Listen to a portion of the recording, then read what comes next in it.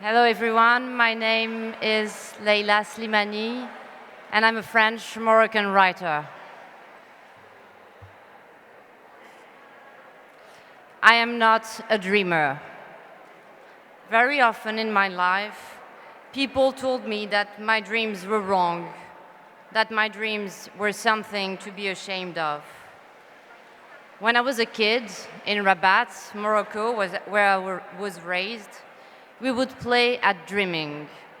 And with my friends, Najat, Malika, Khadija, we would dream of being French. We knew nothing about France, and we had no desire to leave our country. We wanted to be French, to look like the girls at school who had blonde hair and light skin. The girls, the only girls whom the boys thought were pretty. We envied their clothes, we envied their name, Marie, Claudine. At that time, I was obsessed by Claudia Schiffer. My mother used to bring me magazines from her travels, and I would imagine a country populated by those kind of women, tall and blonde, with white teeth and legs for days. I wanted to be her, and I detested her. I hated her because of how she made me see myself. A girl living on the fringes of the world, an ugly girl with my unibrow, I had a unibrow, my frizzy hair, and my skin that turned near green in the winter. You see, my dreams were very superficial, dreams of a country where I could be beautiful. It's like I said, dreams to be ashamed of. We, meaning us, Arabs, we were ugly, too hairy, unkempt. I heard what people said. Arabs are dirty. Arabs are lazy. People would make jokes, a lot of jokes, about how Arabs are thieves. And when I tell you this, I'm not talking only about French people saying negative things about Arabs. I heard those same expressions, those same caricatures, those same cliches uttered by Moroccans themselves. And at that time, because I was a child, I didn't understand that this was called self-loathing. And it took me years to understand it. Later, I would read James Baldwin, I would read Frantz Fanon, and I would understand what James Baldwin meant when he said that he loved Western movies and that he always identified himself to cowboys without thinking that maybe he was closer to the Indians. My nanny used to say, "Will you take me with you when you go to France?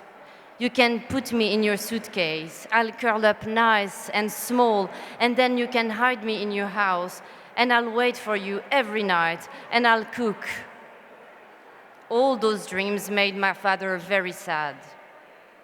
He used to say, shaking his head, "People don't realize.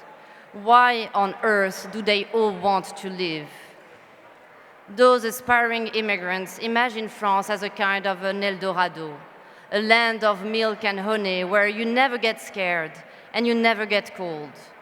In the mornings, when long lines formed in front of the French, Spanish, or American consulates, my father would sigh and his gaze would mist over.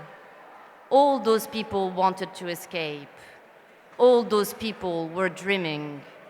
Boys at the port of Tangier, unemployed laborers in the middle of Morocco in a place we call the Triangle of the Death.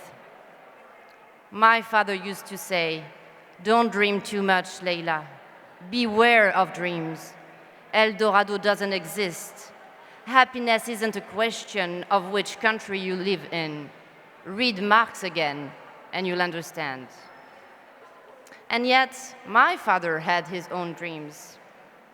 When he was 20 years old, his nickname was Karl Marx.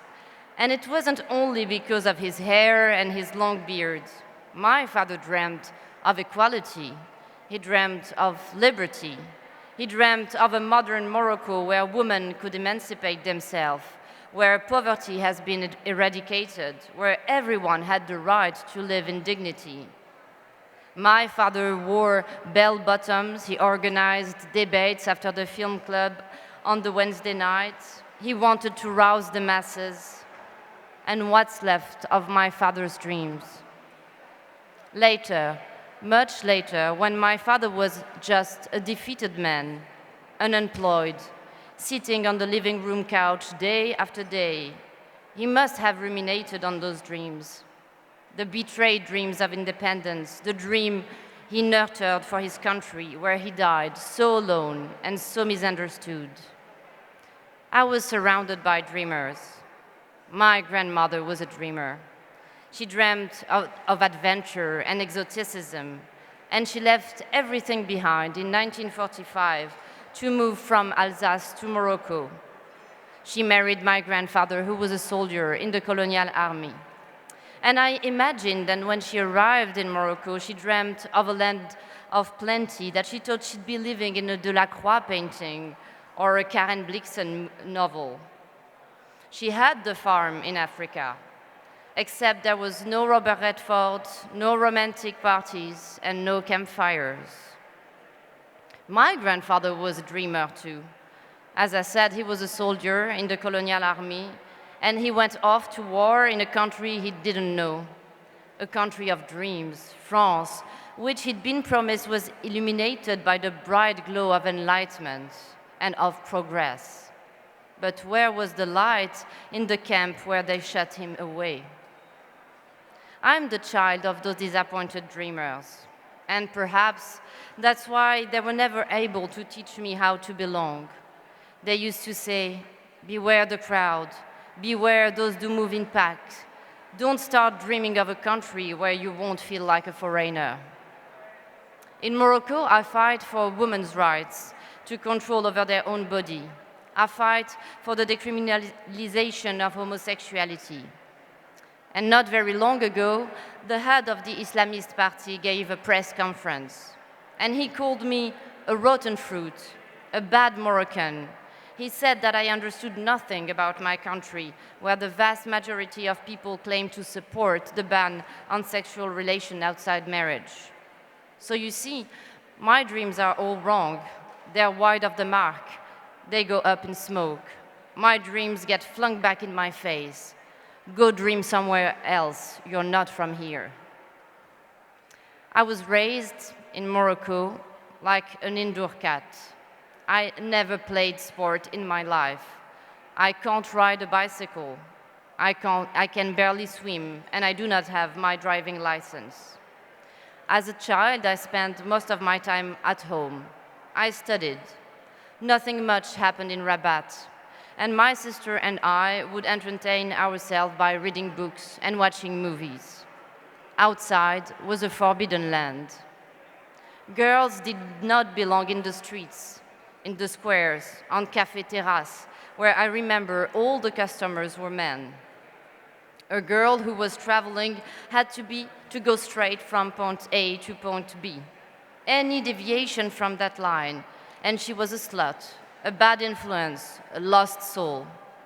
There were so many dangers: getting pregnant, falling in love, failing in school because she was too busy mooning over some boy.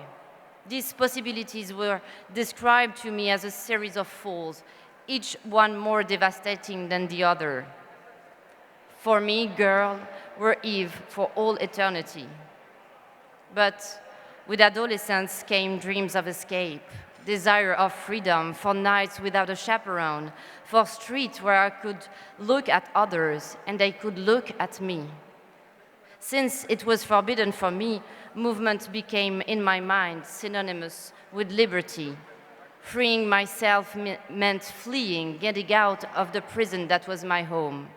I didn't want to become a housewife. I'd be lying if I said I never dreamt about France. I dreamt about France, but not like my nanny, who didn't have a passport and never would have been granted a visa. My dreams were bourgeois dreams, dreams of education, dreams of emancipation, of glasses of wine in a cafe, of romantic relationship on full display. But my father was right, El Dorado doesn't exist, and I learned that the milk and honey aren't for everyone. And sometimes I want to ask, what did you do with your dream? You, meaning France, what's left of that beautiful ideal that you talk about all the time? Liberté, égalité, fraternité. A dream in 3 words, like in I love you. Oftentimes, I didn't dare, because dreaming means believing that something else is possible, and every dream carries a criticism of the real world. People don't like it when an immigrant offers criticism. It was Fanon also who taught me that if you start dreaming for them, they'll say you're ungrateful, that you ought to be happy with what you have, that you're a nasty little upstart. Take your dream and keep it to yourself. What exactly am I supposed to be dreaming about? A land of plenty, world peace, equality between men and women, between black and white, between poor and rich, a country that protects the weak and the weary, that gives every individual a chance to elevate themselves? Am I supposed to lay out a plan for you? Do you take me for someone like Martin Luther King? Look how he ended up.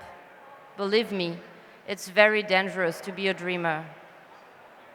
I remember an Algerian friend I met one morning in November 2015, a few days after the terrorist attack in Bataclan. We walked down the street in his neighborhood, sad gray streets, where the silence was heavy with the memory of the killings. My friend told me about his childhood in Algeria, about the Black Decade there, about women whose throat was slit in the middle of the street. He looked inside a cafe and he shivered. I knew it wasn't because of the cold. He said, "They shut down my dreams, you see." You may not know, but dreams are monstrous things. They draw you into their wide arms. They stroke you and they hypnotize you. And dreams can weigh so heavy when they get flung back in your face. The American dream, the communist dream, the caliphate dream in the early days of Islam. Come, dream of a country, come and prepare yourself. You'll have to kill for it. Where do I belong? Where is my country, my homeland? All my life, I had the impression of being a minority, of not sharing a common destiny with other people. I have never respected traditional rights. I am horrified by collective euphoria. In Morocco, I am too Western, too Francophone, too atheist, too free. In France, I can never escape the questions of origin. For a long time, I hated myself for being so nervous and unstable. My contradictions were unbearable. I wanted people to accept me, and then I didn't want to be one of them. When you have several countries, several cultures, several religions, it can lead to a certain confusion. You are from here and from elsewhere. You always consider yourself a foreigner, but at the same time, you hate it when other people consider you as a foreigner. You're a hypocrite. Confronted with a Frenchman who tells me that the Muslims are, by their nature, violent misogynists, I will fight tooth and claw to defend the open-mindedness of my Moroccan people. But on the other hand, confronted with a Moroccan man who tries to convince me that our country is a gentle, tolerant place, I will argue the exact opposite, emphasizing its violence and misogyny.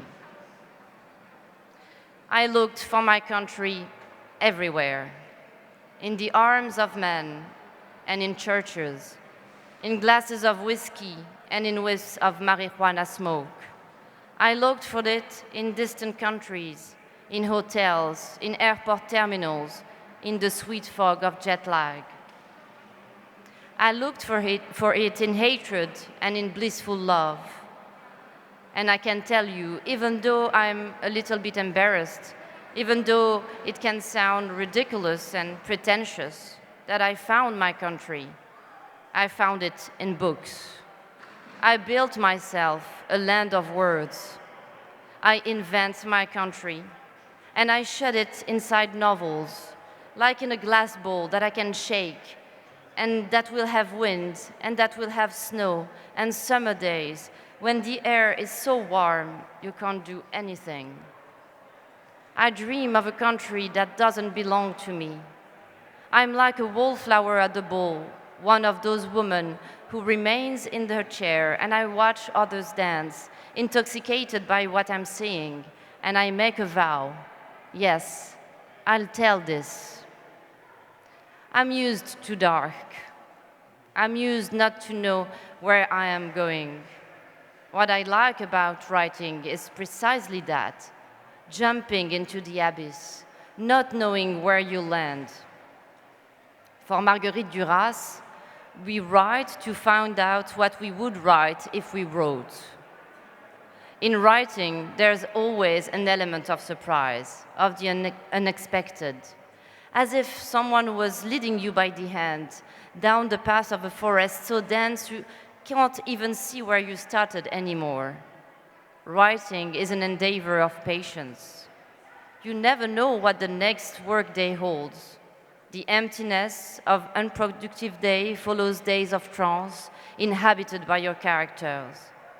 It requires months to build the fragile and very complex scaffolding that is a novel. Months during which I tread carefully, the scaffolding threatening to collapse at any moment. I love the uncertainty of the future, wrote Nietzsche. When you write, you experience that feeling of uncertainty all the time. You experience the vertigo of the imagination. The future is uncertain, and that's why it's a gift, because we are free every day to write it. When you say once upon a time, you're imagining that another reality is possible, that we are not doomed to enter this one. I don't know where am I going, so I write. Thank you.